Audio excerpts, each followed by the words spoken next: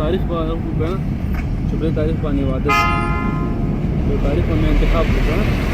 بگو عروسیش از تاریخ شما گفت چه وقت است؟ بگو شاید یک دو هفته باشه 3 هفته بعد باشه یک 10-20 روز بعد باشه اون مناطقی نیست که تو باید هم روز عروسی برسی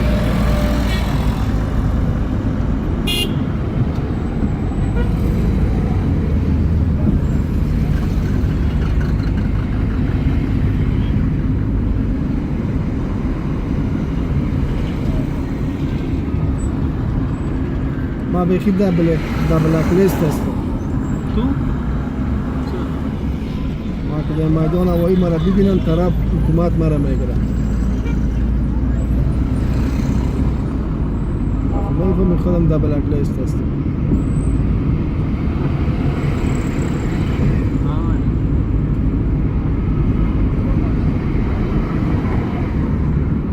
میرم میگم یک راه را جور که بر ما فنوارداری میکنن فقط یا برو یک نفر گیری کن عکسای ما برش نشان بیتی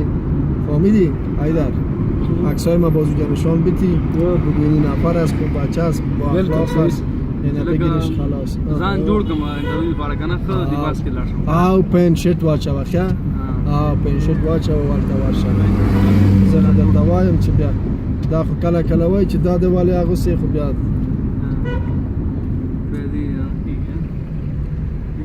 دارلمان بشینه در پا او سون فیلم برداری میکنه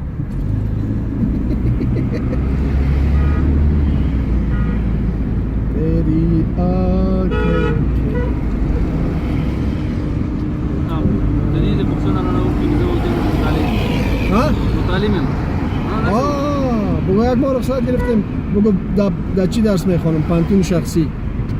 فهمیدی بگو در شخصی پانتون شخصی درس میخوانم پانتون هم نگو بگو در دانشگاه شخصی درس میخوانم فهمیدی پانتون یاد نکه بگو در دانشگاه شخصی درس میخوانم دیگه برم عروسی رو هم تیر کنم بخیر ببینم بس به این باز اینو خلاص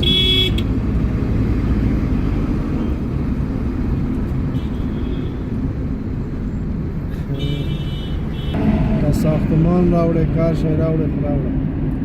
دا ساختمان راوڑه آخوا بل ساختمان راوڑه حسن بالا کفتر می آید یکی دونه دختر می آید سه چشم جهان جان